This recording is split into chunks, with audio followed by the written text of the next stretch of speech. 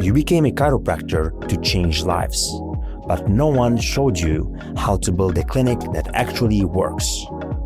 This is Adjusting the Mindset, where chiropractors start seeing their practice differently and start building it differently. I'm Dr. Charbel, and this is where that shift starts. In the last episode, I told you that what most chiropractors call burnout is often not burnout at all. It is misalignment. And I told you that in this episode, I was going to break down exactly what that shift looks like. So let's do that. The shift is this. There comes a point in your clinic where being a great chiropractor is no longer enough. Not because your skill stops mattering, but because your business starts asking something different from you. At first, your clinic needs your hands. Then it needs your hustle. Then eventually, whether you realize it or not, it needs your leadership. And if your identity does not shift with that reality, everything starts to feel heavier than it should. That is the shift. Not from caring less, not from seeing fewer patients overnight, not from stepping away and pretending none of it needs you. The real shift is from technician to leader. And once you see that, everything really does starts to change. When you first start out, the role is simple. You treat, you serve, you learn, you push. You do what it needs to be done. That season makes sense. In the beginning, doing everything is almost part of the story. You are building. You are figuring it out. You're trying to create a momentum. But the trap is that what helps you start a clinic is not always what helps you grow one. And that is where so many chiropractors get stuck and it starts to feel burned out. Because the habits, identity, and mindset that got the clinic off the ground can quietly become the very thing that keeps it capped. That is why in episode 1, I said you can build something that works, but it does not work for you anymore. Because the clinic has evolved. The demands have evolved. But you have not fully shifted with it yet. That is misalignment. And it shows up in ways most people miss. It shows up when every question still comes to you. It shows up when every problem still lands on your desk. It shows up when your team waits for you to decide everything. It shows up when the business can move, but only if you're carrying it. That is not just a systems issue. That is an identity issue. The old identity. Let me put the language around this clearly. The technician identity says, my value comes from doing. My value comes from being needed. My value comes from being the one who can handle it. That identity feels noble. It feels responsible. It feels high-performing. But after a certain point, it becomes dangerous.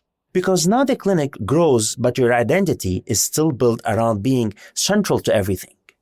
So what happens? You stay in the room too much. You stay in the weeds too much. You make yourself the solution to problems.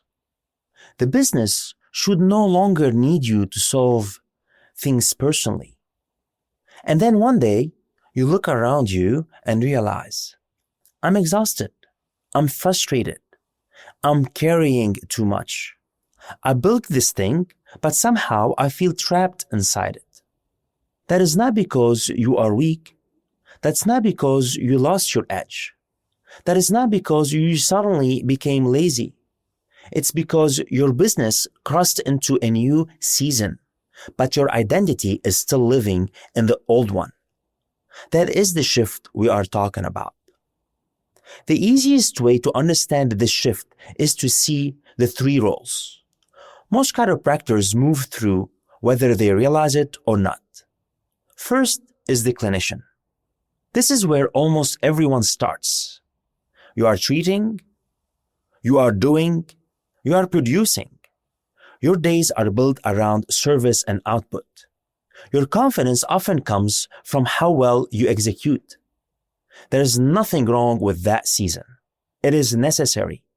But you cannot stay there forever if the goal is to build something bigger than your personal capacity. Second is the operator. Now, you're not just treating, you are managing. You are solving staff issues. You are handling logistics. You are putting out fires. You are trying to keep everything moving.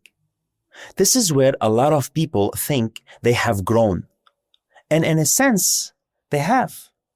But operator mode can become another trap. Because now, you're no longer just the best clinician. You are the person holding the whole machine together. So instead of being freed, you become even more indispensable. You're not just responsible for patient care, you're responsible for everything. And because you are competent, you can handle it. Until one day, you realize competence is the very thing making you carry more than you should. Then comes the third role: leader, CEO, builder. Call it what you want. But this is the actual shift. This is where your job is no longer to do everything. It is to create clarity, to create standards, to create structure, to make decisions that strengthen the business, to build something that can function with less emotional and operational dependence on you. This is where your value moves from activity to direction, from output to design, from solving every problem yourself to building an environment where fewer problems need your direct involvement in the first place. This is the shift. And it sounds simple when you say it out loud, but emotionally, it is not simple at all. Because it asks you to let go an identity that has probably served you for years. Why people resist the shift? This is where the conversation gets honest. A lot of chiropractors do not resist the shift because they do not understand it intellectually. They resist it because the old role feels safer. The technician role is clear.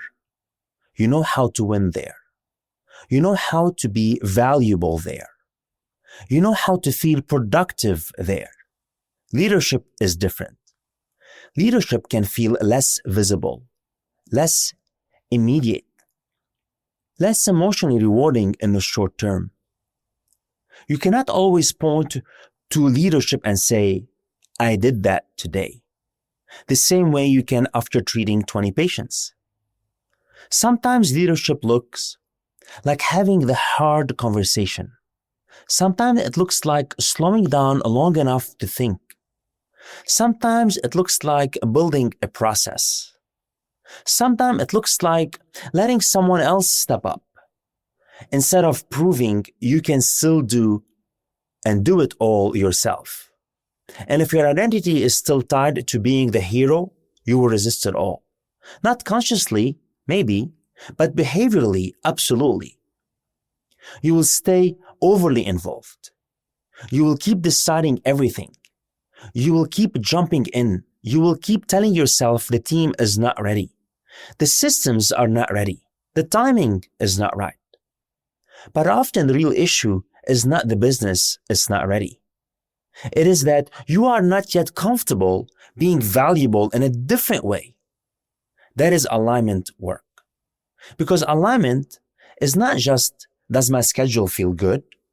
Alignment is, does the way I'm showing up match what this season of the business actually requires? I had a chiropractor I worked with who was years into practice and doing fine on paper. Steady schedule, revenue was there, patients liked him, nothing looked obviously broken. But when we really got into it, his frustration was not that he lacked opportunity. His frustration was that the clinic kept demanding more of him, but not in a way that felt meaningful anymore. He was still the answer to every question, still the person everyone waited on, still the one carrying the emotional weight of the whole thing. And the strange part was that from the outside, people probably would have said he was doing great. But inside, he was starting to resent the very business he had worked so hard to build. Not because he hated practice, not because he wanted out, but because the clinic had outgrown the version of him that was still running it. That is the kind of thing most people do not know how to name. They call it stress. They call it burnout. They call it needing a break. But often what they are really feeling is this: my role no longer matches what this business needs from me. And once we got clear on that, the conversation changed completely. Now we're no longer asking, how do you survive this better? Now we're asking, who do you need to become for this business to stop feeling so heavy? This is a different conversation. And it is a more honest one. I felt the same way in my own clinic too. There was a point where things looked like they were working, growth was happening, patients were coming in, momentum was there. But internally, I could feel the pressure building. Everything still felt too dependent on me. And what hit me was not just that I was working hard, I had already accepted hard work. What hit me was the structure I had built still assumed I would be at the center of everything. That was the problem. It was not just that I was busy, it was that the business still required me in ways that were no longer aligned with where I wanted to go. And this is a very different realization. And it's no longer, how do I keep up? Now the question becomes, how do I stop designing this around my constant personal involvement? This is where leadership begins. Now let's get into the payoff. What actually changes when you make this shift? First, your decision-making changes. When you are in a technician mode, most decisions are immediate. What is this in front of me? Who needs me? What has to get to be done today? When you step into leadership, decisions become more directional. What creates clarity? What builds stability? What reduces dependency? What strengthens the business a month from now, 6 months from now, a year from now? That is a massive shift. Second, the way you structure the clinic changes. A technician-centered clinic is built around your capacity. A leader-built clinic is structured around standards, clarity, team ownership, and repeatability. That does not mean you disappear. It means you stop making yourself the operating system. Third, growth changes. When you are the center of everything, growth feels expensive. Every new patient, every new team member, every added moving part creates more weight. But when the business starts becoming less dependent on your direct, constant involvement, growth becomes cleaner. It becomes more sustainable. It stops feeling like expansion is just another word for more pressure.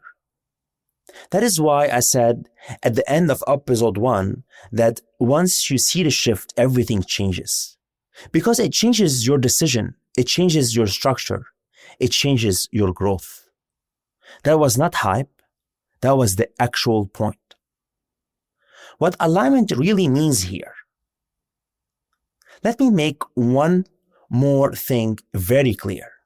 Alignment is not some vague feel-good concept. Alignment in this context means this: the way you are spending your energy, making decisions, and defining your role finally matches your business' actual needs. That is alignment. Misalignment is when your clinic is asking for leadership, but you're still showing up mainly as a technician. Misalignment is when your business needs structure, but you keep solving everything with effort. Misalignment is when your growth requires delegation, standards, and clarity, but you keep defaulting back to control. So if things feel heavier than they should, ask yourself, am I actually tired? Or am I still trying to run this clinic from an identity that no longer fits? That question alone can change a lot. So here's what I want you to sit with. Where in your clinic are you still acting like the technician when the business now needs a leader? Where are you still making yourself the answer? Where are you still overly involved? Where are you still proving your value through doing instead of building? And where has your role stayed the same even though your clinic has changed? Do not try to solve all of it today. Just get honest. Because the moment you can see the misalignment clearly, you are already closer to the shift. In the next episode, I'm going to show you how this starts to look in real life, not in theory, in practice. How you begin moving from being the person everything depends on to building a clinic with more clarity, more ownership, and less unnecessary dependence on you. But for now, I want you to notice this. What part of your clinic still depends too much on the version of you that got it started? That is where the next shifts begin. If this episode sparked something, send it to one chiropractor you actually care about. A quick review helps another chiropractor get what they need, and it means the world to us. And if you're ready for more, grab your free resource at pulsepointpractice.com/free.